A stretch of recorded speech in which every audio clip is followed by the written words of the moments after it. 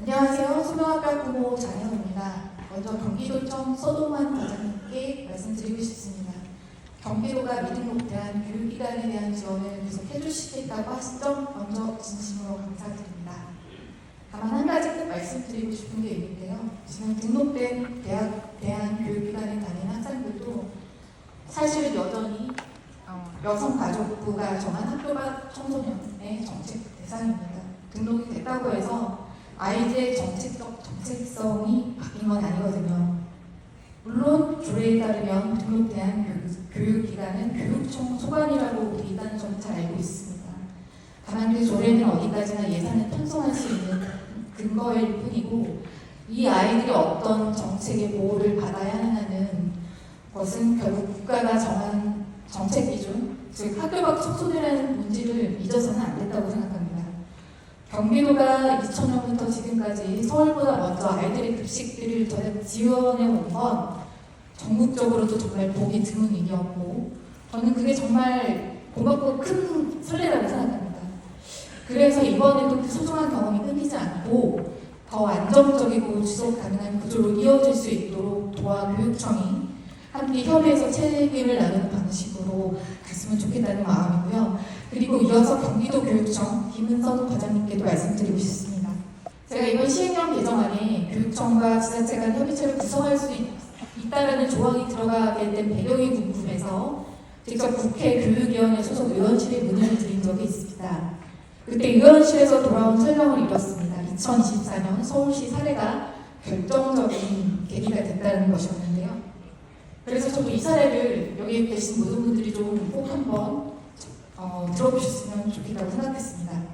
2021년 대한교육기관법이 제정이 되고 2022년에 시행되면서 서울시에서 대한교육기관에 대한 재정 지원을 본격적으로 시작하게 되었습니다. 그런데 그 과정에서 지원 주체가 서울시냐 교육청이냐를 두고 상당한 논란이 있었습니다.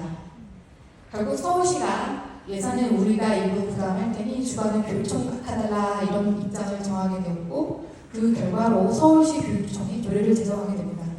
그렇게 해서 2023년도에는 약 74억 원 정도의 예산이 편성이 됐고 서울시와 서울시 교육청이 협력해서 꽤 안정적인 지원이 이루어졌습니다. 그런데 문제는 2024년에 서울시가 입장을 바꿔버린 것입니다. 등록기관은 이제 교육청 소관이니까 우린 예산을 지원하지 않겠다. 이렇게 되면서 서울시 교육청이 예산을 단독 편성해야 하는 상황이 생긴 것이죠. 사전에 협의체와 같은 구조를 제대로 만들어 놓지 않으면 이렇게 책임 떠넘기기와 예산 공백이 반복될 수 있다는 점이 있었고 그래서 그러한 우려가 이번 시행령 개정에 그대로 반영된 거라고 의원실에서 설명해 주셨습니다. 그래서 저는 이런 생각이 드는데요. 이번에 경기도 교육청이 추경 예산에 대안학교 급식비 인폭을 반영하지 않았어요. 혹시 이게 도청도 같이 책임지도록 유도하려는 전략적인 선택은 아니었을까 그런 생각을 하게 됐어요. 물론 밖에서 보면 왜 예산을 안 넣느냐는 비판이 있지만 저는 교육청이 7월 22일부터 시행되는 협의체 조항을 염두에 두고 도청이 그 테이블에 앉도록 유도하려 한 절제된 행보는 아니었을까 그렇게 이해하고 있습니다. 그렇기 때문에 이제는 교육청이 그 구조를 실질적으로 설계해 나갈 때라고 생각합니다. 학생과 기관이 매년 예산을 걱정하지 않아도 되도록 안정적인 분담 모델과 협의체 운영 교육청이 주도해 주시길 기대합니다. 마지막으로 한 가지 제안을 드리고 싶은데요. 실제로 예산을 어떻게 나누고 협의해 갈 것인가에 대해서는 저는 서울시 무상급식 모델이 하나의 좋은 참고가 될 수 있다고 생각합니다.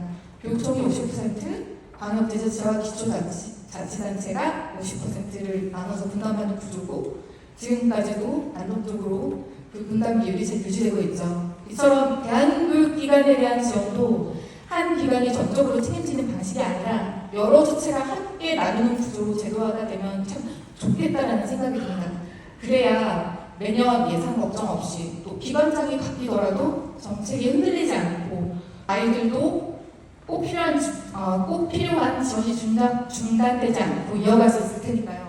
이미 경기도가 시작한 지원 그리고 교육청이 설계한 제도라면 이제는 서로가 부담을 나누어서 나아갈 때가 아닌가 생각합니다.